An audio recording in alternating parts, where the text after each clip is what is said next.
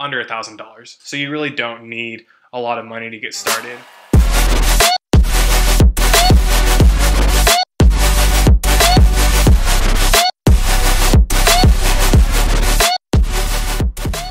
What's going on, everyone? My name's Kyle. Today I wanted to help you guys out with estimating the costs for your Amazon products.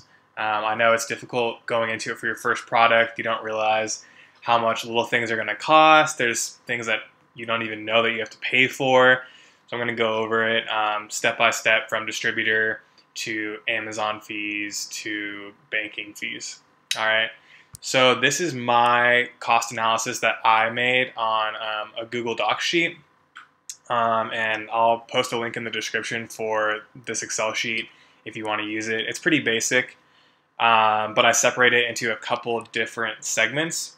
So first up for the cost analysis is the distributor costs.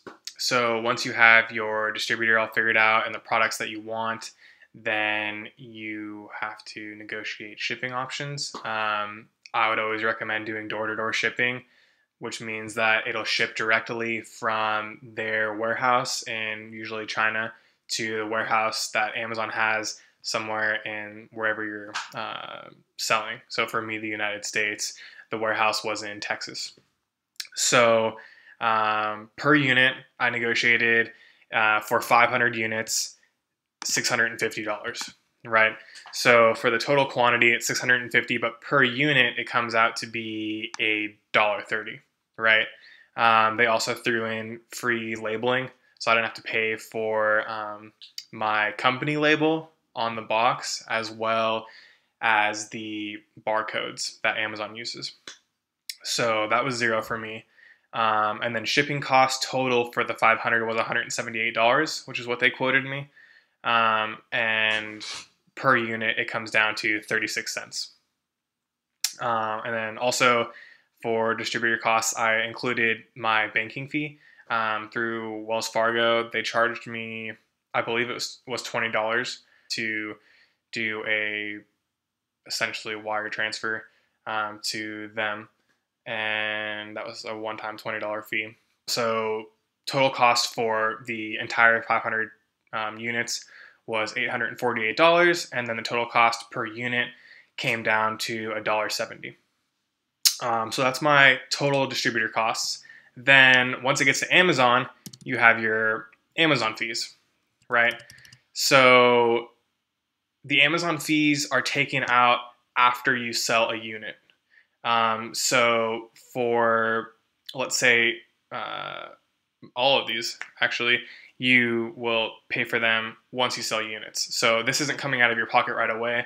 So as you can see, I think for my first 500 units, selling under $1,000. So you really don't need a lot of money to get started.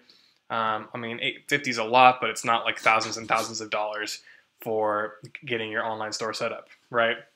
So I got away with doing under $1,000, $850, and then the Amazon fees are taken out after you start selling, right? So each unit, they charge a 15-cent fee, or 15% fee.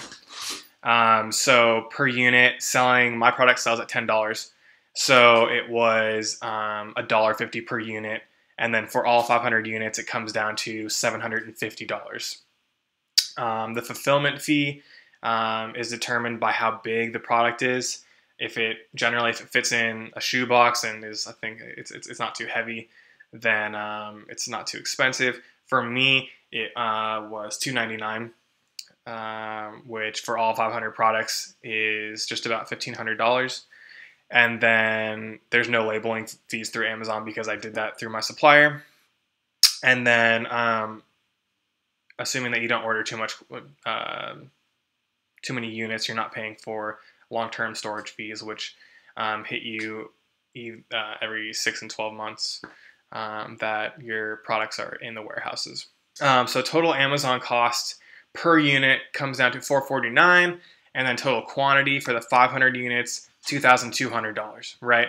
And then you come down to total cost, which is essentially just the Amazon fees and the distributor fees lumped into one. So this is like the overall cost that we have, right?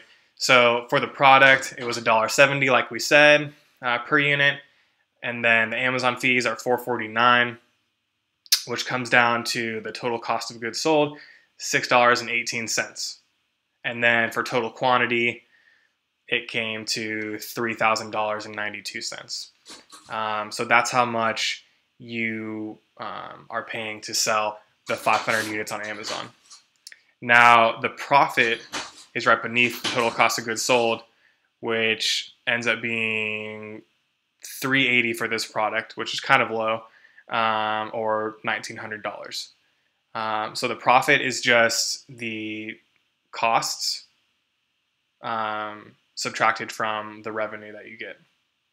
So for 500 units selling at $10 a piece, that's $5,000. $5,000 minus $3,000, $2,000. So that's how you get that number. And then the payout is what Amazon pays you. I just add that in because I like to know how much money I'm going to be getting back after the couple months that it takes me to sell out.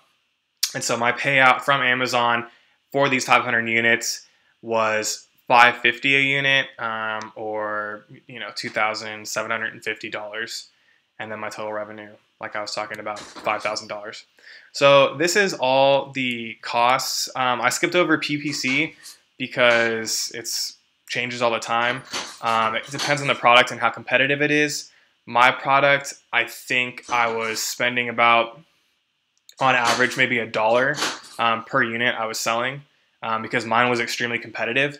So I was spending a lot, but other people don't even use PPC. It's not required by any means, but if you do, I would just assume that you're going to spend $1 to play it safe, and then after that, or $1 per unit, and then go from there. But even after the $1, I'm still making just under $3 a unit.